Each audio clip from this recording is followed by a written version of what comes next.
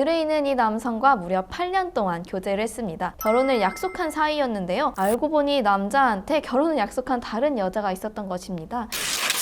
안녕하세요. 여러분들의 가치 있는 이혼을 돕는 이재윤, 정은지 변호사입니다. 오늘은 법무법인 세움의 2025년 1분기 성공 사례를 소개하겠습니다. 매년 초 사건이 집중적으로 종결되는 경향이 있는데요. 올해도 1월, 2월, 그리고 3월 동안 의뢰인분들이 원하셨던 결과를 빠짐없이 달성할 수 있었습니다. 네, 오늘은요. 그 중에서도 특히 탁월했던 사건 5가지 설명드리고자 합니다. 이혼, 상간, 과거 양육비 청구, 그리고 소송 외적 합의까지 다양한 사례를 준비했으니 끝까지 함께 해주세요. 네, 변호사님, 우선 이혼 사건부터 이야기를 한번 해볼까요? 지난 2월 선고된 사건 중 재산 분할과 위자료, 양육비까지 완전한 승리를 거둔 사례가 있다고 들었습니다. 어떤 내용일까요? 네, 저희가요. 위자료 무려 5천만 원, 자녀 1인당 양육비 200만 원, 그리고 부부의 공동재산인 아파트를 우리가 모두 소유하는 내용으로 판결을 선고받았습니다. 사실상 우리가 법원에 요구한 내용이 그대로 인정을 받은 건데요. 위자료 5천만 원이라니 정말 쉽지 않은 결과인데요. 네, 맞습니다. 사실요, 법원이 이혼에 따른 손해배상금으로요 3천만 원 정도를 인정하는 것이 일반적입니다. 법원에서는 위자료를 현실적으로 좀 높여야 된다 이런 말씀을 많이 하시면서도요 3천만 원 이상이 인정되는 경우는 사실 거의 없는 편입니다. 그렇다면 이 사건에서는 5천만 원이 어떻게 인정된 걸까요? 이 사건은요 상대방이요 처음부터 끝까지 부정행위를 부인했습니다. 저희가요 상간녀와 음식점에서 상대방이랑 끌어안고 무릎 위에 앉히고 이런 CCTV 영상을 제출했음에도 불구하고 친구 사이였다. 내가 너무 힘들으니까 위로해 준 거다. 이렇게 말씀을 하시면서요. 소송 중에는 심지어 그분이랑 통화 내역으로 우리가 부정행위를 한 게 아닌데 의처증이다. 이런 내용의 증거까지 만들어서 낸 것입니다. 저희는 이에 대해서 모순점을 집중적으로 분석을 했고요. 화질이 좋지 않은 CCTV가 어떠한 형태인지 재판부한테 설득력 있게 전달을 했습니다. 결국 법원은요. 부정행위를 인정했고 이례적으로 높은 위자료 5천만 원을 인정을 한 것입니다. 상대방의 주장을 역으로 활용해서 판결을 이끌어냈다는 점이 정말 인상적인데요. 이 사건 양육비와 재산 분할에서도 좋은 결과를 받아내셨죠. 네, 맞습니다. 양육비도요. 저희가 청구한 그대로 1인당 200만 원이 인정이 되었습니다. 상대방이 사업을 하고 있어서요. 사실 신고된 소득은 많지 않았어요. 그런데 불구하고 저희가 거래 내역을 세세하게 분석을 해서 상대방의 실질적인 소득을 입증을 한 것입니다. 네, 제가 알기로는 상대방이 여러 사업체를 운영 중이었고 다른 사업체에도 투자한 금액이 상당해 금융거래 내역 확인하는 게 좀 어려웠다고 알고 있어요. 네. 상대방은요. 사업상의 채무가 상당히 많아서 재산이 없다 이렇게 주장을 했는데요. 이것을 저희가 철저하게 반박을 했고요. 우리 주장이 결국 법원이 인정을 해줬습니다. 남편 소유 사업체에 대한 지분, 그러니까 비상장 주식이라고 하죠. 이 가치도요. 법원에서 인정한 감정가액, 높은 감정가액이 그대로 인정받았습니다. 의뢰인이 아내로서 오랫동안 이 사업에도 관여를 했던 점을 주장을 해서요. 기여도도 50% 인정을 받았습니다. 결과적으로요. 상대방은 사업체를, 우리 의뢰인은 공동재산의 상당 부분을 차지하고 있는 아파트를 소유한 형태로 재산분할이 이루어졌습니다. 정은지 변호사님께서도요. 근래의 이혼 사건에서 위자료랑 재산분할 모두 승소한 사건이 있다고 알고 있는데 어떤 사건인지 설명해 주시겠어요? 네, 의뢰인은 배우자의 요구로 별거를 시작했는데요. 이후 상대방의 행적이 묘연해졌습니다. 전입신고도 하지 않았고요. 자신의 자녀에게 본인의 거주지를 밝히지도 않았죠. 별거 기간이 길어지자 의뢰인은 결국 자녀를 위해서라도 정식으로 이혼할 결심을 하게 되셨고요. 소송을 진행하면서 놀라운 사실을 확인하게 되었습니다. 바로 상대방이 별거 직후부터 상간녀와 동거를 해왔던 것입니다. 그럼에도 상대방은 오히려 본인이 별거를 결심하게 된 것은 우리 의뢰인 때문이라며 오히려 위자료를 자신이 받아야 한다는 황당한 주장을 하였죠.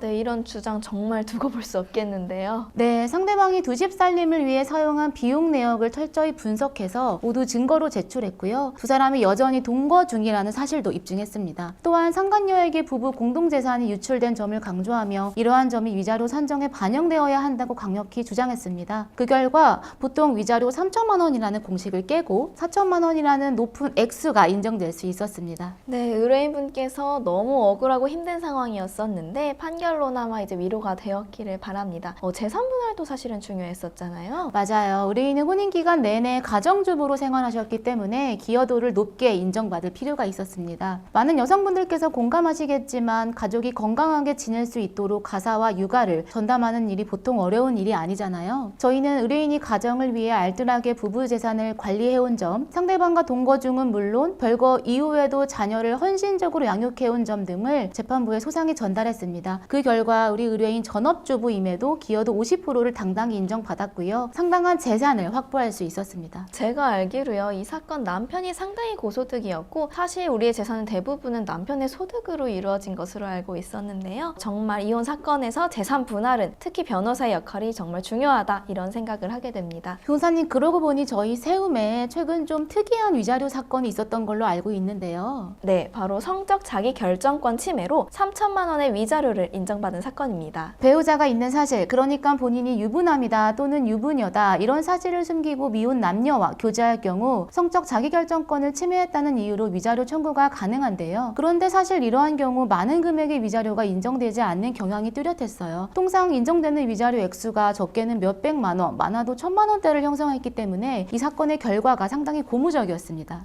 네, 맞습니다. 일단 사례를 먼저 간략하게 설명을 해드리면요. 의뢰인은 이 남성과 무려 8년 동안 교제를 했습니다. 결혼을 약속한 사이였는데요. 알고 보니 남자한테 결혼을 약속한 다른 여자가 있었던 것입니다. 그 여자랑은 10년을 만나셨고요. 두 사람의 교제 기간이 정확히 겹쳤습니다. 정말 너무 충격적인데요. 네, 그런데도 놀랍게도 이 남자 사랑꾼이셨다고 합니다. 의뢰인과는 갑작스레 연락이 끊기셨고요. 의뢰인은 혹시 사고를 당한 것이 아닌지 걱정을 하며 수소문한 끝에요. 이 남자가 불과 몇 달 전에 다른 여성과 결혼을 했다는 사실을 알게 되었습니다. 청첩장에는요, 이 여성이랑은 10년 만났다 이런 게 적혀 있었어요. 20대에서부터 30대까지 8년간 함께한 사람이 그런 사람이었다니 의뢰인 정말 충격이 상당하셨을 것 같아요. 네, 맞습니다. 의뢰인은요, 성적 자기결정권 침해를 이유로요, 상대방에게 소송을 제기하기 위해 세움을 찾아주셨습니다. 뻔뻔한 이 남자는요, 그동안 의뢰인의 집착 때문에 만나왔다, 10년 만나 결혼한 이 여자만 사랑했다라고 주장을 했는데요. 오히려 이 사건으로 본인의 결혼이 파탄이 되었으니까 의뢰인이 가해자다 이런 주장을 이어갔습니다. 본인이 두 여자와 교제한 것이 가해 아닌가요? 어떻게 그런 것을 알린 것이 가해일 수 있나요? 법원 역시요, 이 남자의 뻔뻔한 주장을 두고 보지 않았습니다. 보통 성적 자유결정권 침해의 경우에는 많이 인정되어 봤자 1,000에서 1,500만 원 사이가 인정되는 게 보통인데요. 이 사건에서는 재판부가 상대방의 반성 없는 태도, 장기간 거짓말로 관계를 이어간 점을 인정해서요, 이례적으로 3천만 원이라는 높은 액수의 위자료가 인정되었습니다. 의뢰인분의 고통이 세움에 적극적인 도움으로 일부나마 해소되어 정말 다행입니다. 다음으로요, 저희 근래의 과거 양육비 청구 사건 완전히 승소한 사례가 있잖아요. 정은지 변호사님께서 소개해 주시겠어요? 네, 전 남편의 폭행과 폭언을 견디다 못해 10년 전에 도망치듯 이혼한 사건이었는데요. 당시 빠른 이혼을 위해 위자료와 재산 분할을 모두 포기하면서 양육비도 받지 않기로 구두로 합의를 하셨습니다.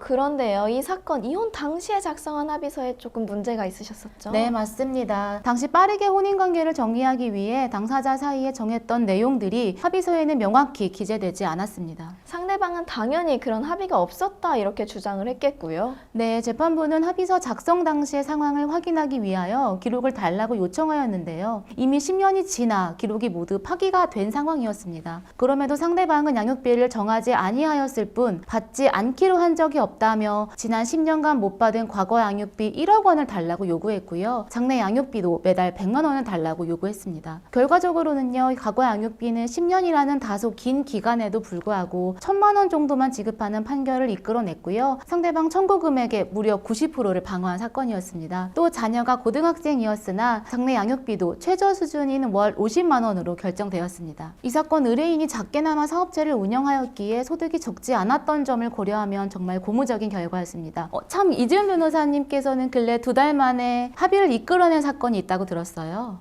네, 맞습니다. 혼인기간이 3년인 사건이었는데요. 배우자가 회사를 운영 중이어서 재산의 대부분이 회사 명의로 되어 있는 사건이었습니다. 정은지 변호사님께서 알다시피 재산이 회사 명의로 되어 있는 경우에는 회사가 어떤 재산을 갖고 있는지 감정평가를 진행을 해야 되잖아요. 하지만 이 감정 절차는 비용도 상당히 들고 2에서 3개월 정도의 시간이 필요합니다. 우리는요, 빠른 종결을 원했기에 회사의 가치를 대략적으로 계산해서 소송 끝에 받을 수 있는 재산 분할의 액수를 상대방에게 선제적으로 제시를 했습니다. 시간적으로나 비용적으로나 양측 모두에게 유리한 조건이었죠. 결과적으로요, 상대방을 설득하는 데 성공을 했고 위자료 포함 2억 원 상당으로 합의를 할 수 있었습니다. 기여도가 30% 정도로 인정이 된 건데요. 혼인 기간이 짧고 자녀가 없음에도 불구하고 상당히 높은 기여도를 인정받았다고 볼 수 있습니다. 결국은 합의라는 게 상대방뿐만 아니라 우리 의뢰인을 설득하는 것도 정말 중요하죠. 조금 양보하더라도 관계를 빠르게 정리하는 것이 앞으로 나아가는데 의뢰인께 도움이 된다고 판단되면 저도 적극 의뢰인을 설득하기도 합니다. 정은지 변호사님께서도 근래 2개월 만에 4,500만 원의 위자료 합의를 이끌어내신 게 있다고 들었어요. 네, 혼인기간이 3달 남짓으로 매우 짧은 케이스였어요. 혼인기간 중 상대방의 폭행으로 짧은 혼인기간을 정리해야만 했던 사건이었습니다. 혼인기간이 짧았던 탓에 나눌 재산이 유의미하게 있지는 않았고요. 적어도 위자료는 넉넉히 받으셔야 하는 상황이었습니다. 물론 위자료를 받기 위해 소송을 진행할 수도 있었겠죠. 하지만 의뢰인은 최대한 합의로 빠른 해결을 원하셨어요. 저희에게 호의적이지 않은 상대방과의 합의를 이끌어내기 위해 계속 문을 두드려야만 했었죠. 합의 초반에 상대방은 저의 연락을 차단하기도 했었고요. 그럼에도 의뢰인을 위해 끈질기게 상대방을 설득하고 달래기도 하면서 상대방에게도 합의가 시간적 경제적으로 훨씬 합리적인 선택이라는 점을 강조했습니다. 처음에는 냉소적이던 상대방도 결국 합의에 응해줬고요. 위자료 4,500만 원을 지급하기로 했습니다. 판결로는 받아내기 어려운 금액을 2달 만에 합의로 이끌어낸 성공적인 사례였습니다. 네, 이렇게요. 숨가쁘게 달려온 세움의 2025년 1, 2, 3월의 성공 사례를 소개해드려 보았습니다. 사실 저희 세움은 사건 결과에 자신이 있고 또 자랑하고 싶은 성공 사례도 많이 있습니다. 업무가 과중하고 바쁘다 보니 때때마다 소개해드리는 것을 약속드리긴 어려울 것 같지만요. 종종 이러한 기회를 마련하여 유익한 정보를 전달해드릴 수 있도록 노력하겠습니다. 오늘 준비한 영상은 여기까지입니다. 저희 영상이 도움이 되셨다면요. 가치 있는 이혼 채널 꼭 구독, 좋아요, 그리고 알림 설정까지 부탁드리겠습니다. 영상 끝까지 시청해주셔서 감사합니다. 네, 사실은요, 우리 법원이요, 보통 이혼 위자료는 3천만 원 내에서 결정을 하는 것이 일반적입니다. 중간중간 저를 보시는데 거기를 자꾸 저를 보실 필요가 없거든요. 지금 두 분 다 중간중간 저를 보시는데 저 아니면 변호사님 보신 것 같아요. 눈치 보지 말고요. 잘하는 어디서부터 다시 할까요?